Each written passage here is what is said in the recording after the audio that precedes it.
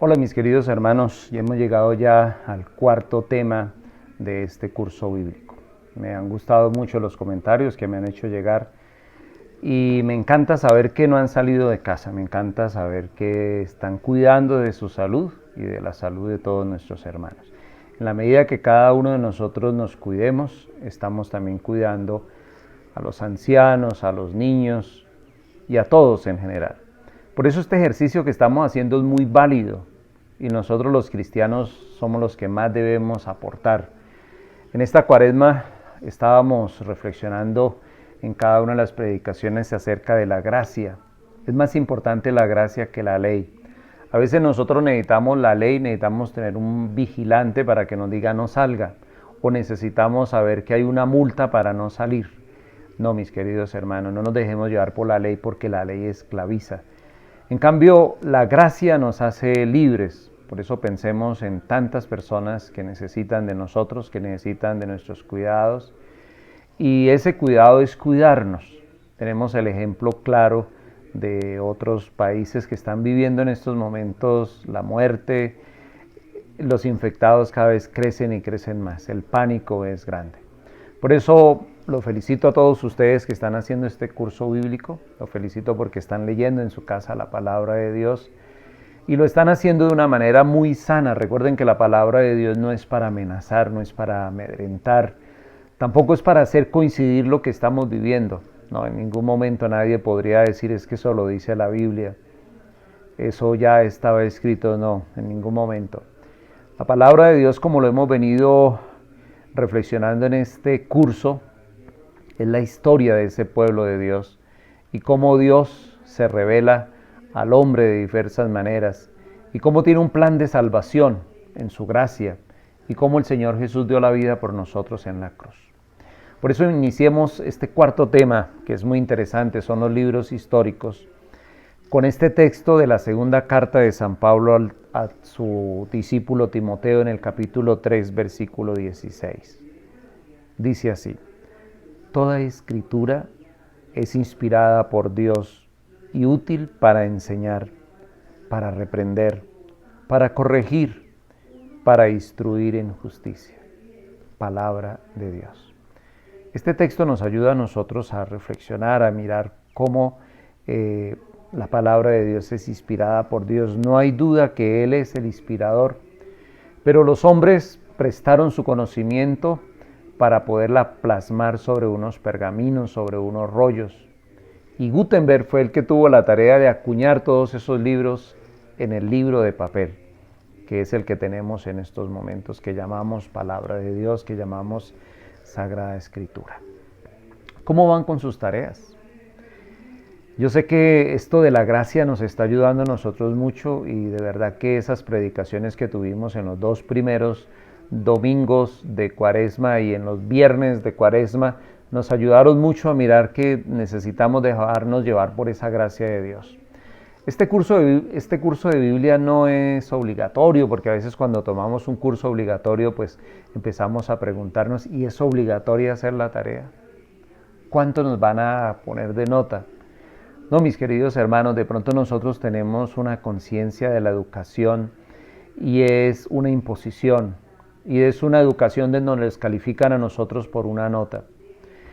Qué interesante que nosotros estamos haciendo este curso virtual, sin los recursos de un curso virtual, porque no tenemos una plataforma de aprendizaje, pero sí tenemos estos videos que llegan a su celular y los podemos escuchar. Carecen de muchos recursos, pero vale la pena que cada uno de nosotros aprovechemos esta gran oportunidad. Y no lo hacemos por ley, no lo hacemos por un requisito, sino lo hacemos porque primero queremos conocer más al Señor. Queremos conocer su palabra y aprovechamos este tiempo porque suyo es el tiempo. Por eso muchas felicitaciones a todos los que están haciendo esas tareitas. No lo tomen como una tarea, tómenlo como un apoyo en ese crecimiento espiritual. Porque este curso lo están haciendo discípulos, apóstoles, lo están haciendo personas que proclaman la palabra de Dios, que tienen un apostolado muy especial en las parroquias. Y aquellos que también quieren darse el tiempito para conocer un poco más de la palabra de Dios. Recuerden que la parroquia San José es una parroquia que está muy interesada en dar a conocer la palabra de Dios. Por eso todos los viernes es de admirar que el 90% de las personas llevan la Biblia, los domingos también, escudriñan la palabra de Dios, toman un texto. Por eso he querido acompañarlos con este curso bíblico. Ya llevamos 3 temas, hoy es el 4º tema, y hoy nos corresponde hablar acerca de los libros históricos. Estamos todavía en el Antiguo Testamento. Ya hemos visto un bloque que es el Pentateuco, ahora vamos a pasar a los libros históricos.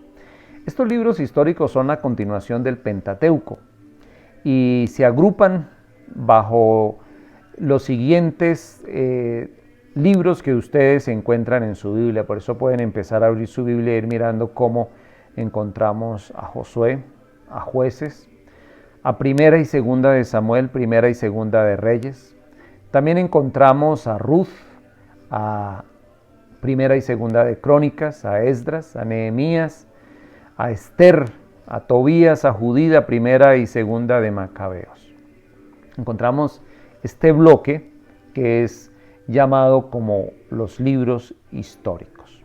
Son precisamente la historia de ese pueblo de Israel en estas personas, en Josué, que fue quien continuó la obra de Moisés. Ayer les hablaba de Moisés y hoy es importante que lo traigamos nuevamente a colación porque Josué continúa esa tarea de conducir al pueblo y es Josué el que tiene que librar grandes batallas contra pueblos extranjeros. Y cómo también aparecen los jueces cuando el pueblo se contamina con esos pueblos, especialmente los pueblos cananeos. Vamos entonces a mirar uno de esos libros, vamos a tratar de hacer como un recorrido por cada uno de esos libros.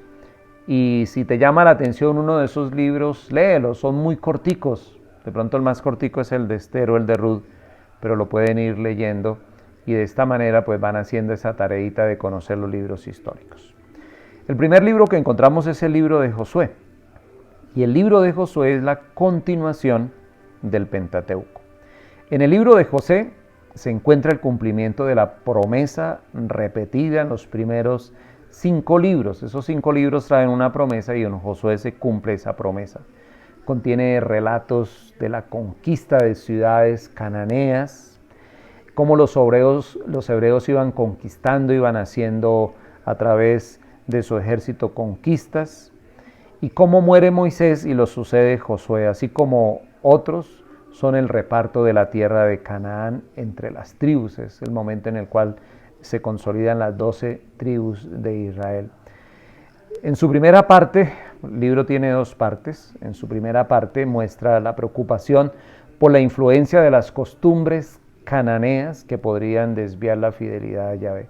Es el momento en el cual el pueblo de Dios se contamina con dioses cananeos, con costumbres cananeas. Y la segunda parte es cuando ya se escribe la historia en el exilio, se presenta ya a Josué distribuyendo el territorio entre las tribus, como esas 12 tribus son llamadas por Josué para recibir parte de ese territorio que es parte del caminar en el exilio, en el éxodo. Resalta cómo Yahvé, que es Dios, hace posible la conquista de la tierra prometida. En estos días, cuando nosotros queremos la victoria en esta guerra contra este virus, podemos leernos este libro de Josué y cómo la victoria viene de un elemento muy importante, es la fidelidad a Dios. Si nosotros queremos que haya una victoria contra este virus, necesitamos ser fieles a Dios. Por eso en estos momentos no puede caber en nosotros nada material, sino es la fidelidad a Dios, volver a Dios. Por eso con seguridad cuando termine este tiempo, los templos se van a llenar, vamos a volver a Dios. ¿Cuántos en estos días han anhelado ir a la Eucaristía y no lo han podido hacer? ¿Cuántos anhelarán ir a la Semana Santa a sus templos y no lo van a poder hacer? De pronto resuenen en nuestros oídos aquellas palabras del año pasado en las predicaciones de la Semana Santa. ¿Qué tal que esta sea nuestra última Semana Santa? Y tal vez sí, tal vez para muchos la Semana Santa que pasó fue la última Semana Santa, o para cada uno de nosotros si no nos cuidamos. Vendrá una próxima Semana Santa donde estaremos juntos, donde volveremos a llenar los templos. Pero ojalá que no los llenemos por llenarlos, sino que hagamos culto en espíritu y en verdad, haciendo un buen retiro de Cuaresma, haciendo un buen retiro de Semana Santa, yendo a las celebraciones, pero también yendo a los retiros, a los encuentros que programan nuestros párrocos, todos aquellos que se preocupan por nuestro crecimiento espiritual. Después de Josué, encontramos primer y segundo libro de Samuel. Estos dos libros hablan de un juez llamado Samuel y de los primeros reyes de Israel, y ahí es cuando encontramos a Saúl, a David. En Cuaresma leíamos cómo el Señor llama a Saúl, lo urge y también unge a David, son los dos grandes ungidos. Y también al final ya del segundo libro de Samuel empieza a aparecer Salomón, el gran rey de Israel. Cómo esas tribus se afianzan, esas 10 tribus, y en el norte y 2 van al sur. Luego encontramos la primera y segunda de Reyes, es la época de los reyes. Recuerden que David fue ungido como rey, Salomón fue ungido como rey. Comienza entonces la sucesión real de David, el reino del norte, aproximadamente en el año 722 a.C., y cómo David y Salomón consolidan ese reinado de Dios, ese reinado que es grande, que es fuerte, que es poderoso. Por eso dentro de las grandes profecías se presenta al Señor Jesús como el nuevo David, porque Él fue grande, fue fuerte.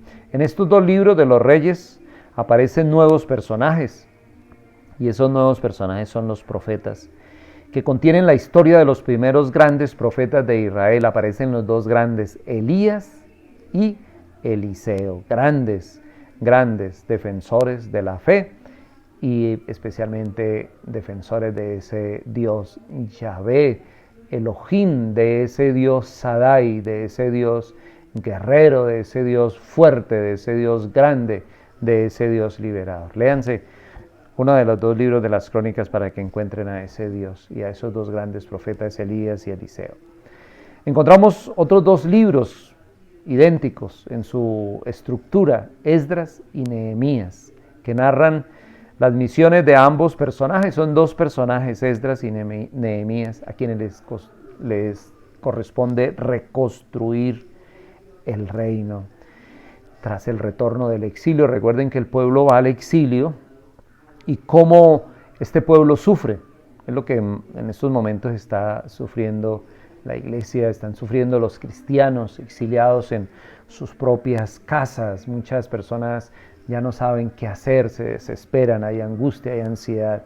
Bueno, pues el pueblo también experimentó, y es a Esdras y a Nehemías a quienes les corresponde restaurar este pueblo. De pronto, si en estos días no leemos a Esdras y a Nehemías, vamos a mirar cómo hubo esa restauración y cómo también nosotros podemos restaurarnos siendo fieles a Dios. El territorio fue empobrecido, ¿por qué? Porque fueron infieles a Dios.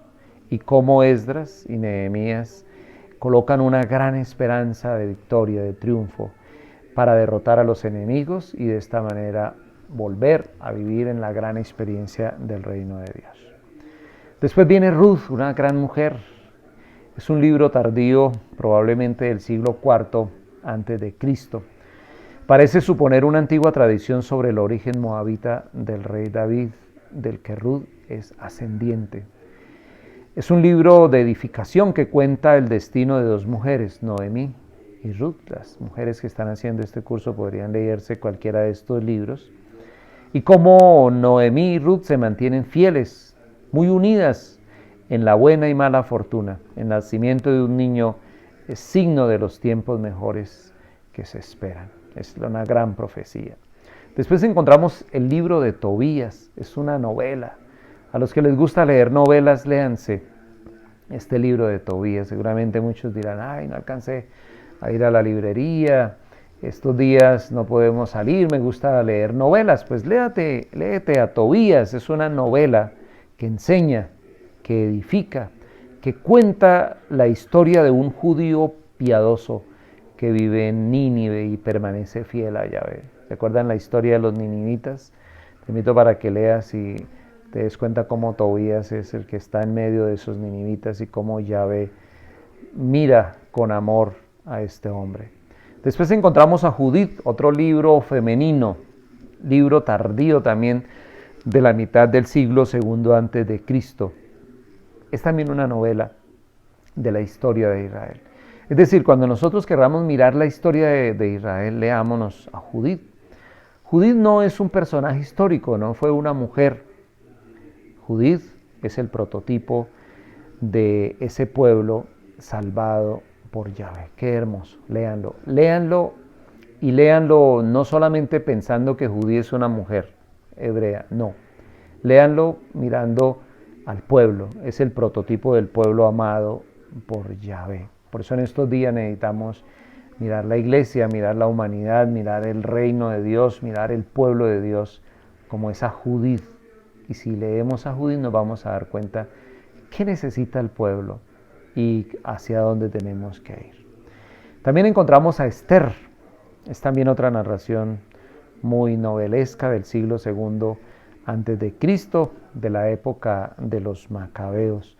Su enseñanza es que los enemigos del pueblo, a pesar de su aparente triunfo, terminaron por ser castigados mientras el pueblo será salvado y recompensado. Esa es la historia de Esther. Es ambientado con la corte persa y refleja en realidad la persecución del tiempo de Antíoco IV y de Epífanes. Hay detalles de la crueldad de estos dos que prácticamente querían destruir a este pueblo. Y por último encontramos primera y segunda de Macabeos. Es la historia de la revuelta de los macabeos, su triunfo ante los reyes helenistas de Siria. No son dos partes de la misma historia, sino dos obras sobre un mismo tema. El primero es el triunfo en la batalla, con muy poco culto y devolución personal en el que Yahvé apoya a los combatientes. Y el segundo es una narración bastante teatral, no una historia, sino que es una prefiguración de la resurrección.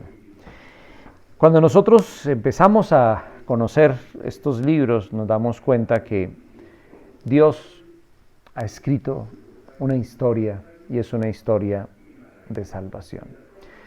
Quiero nuevamente felicitarlos por estar aprovechando el tiempo para hacer este curso bíblico. Hay muchos vacíos al querer llegar a cada uno de ustedes porque en estos días necesitamos consumir menos megas y aprovechar lo poco que tenemos para compartirlo, pero yo sé que ustedes están invitando a otros a inscribirse a este canal de YouTube y de esta manera muchos se benefician, muchos. Mañana viernes quiero compartir con ustedes nuevamente una alabanza para que estén muy atentos en sus casas y de esta manera entonces la puedan seguir. Mañana quienes deseen que los coloque en sus intenciones, pues pueden inscribir a ese WhatsApp de la parroquia, es 317-529-2638. Me dejan sus mensajes y estaré orando por cada uno de ustedes. Mañana, al igual que todos los viernes, vamos a orar, vamos a tener alabanza, vamos a tener un encuentro muy hermoso para que no se lo pierdan. Quiero desearles a ustedes un feliz día, que el Señor los bendiga, que el Señor los acompañe, que sea el Señor el que los conduzca. No se olviden de leer la palabra de Dios, de estar juntos y de compartir. Ya les estaré contando de qué manera celebraremos esa Semana Santa. Muchas bendiciones para todos ustedes. Que el Señor los bendiga, les muestre su rostro y les conceda especialmente la salud y los proteja de este virus y de todo aquello que destruya su vida espiritual y su vida material. Bendiciones para todos. Que estén muy bien.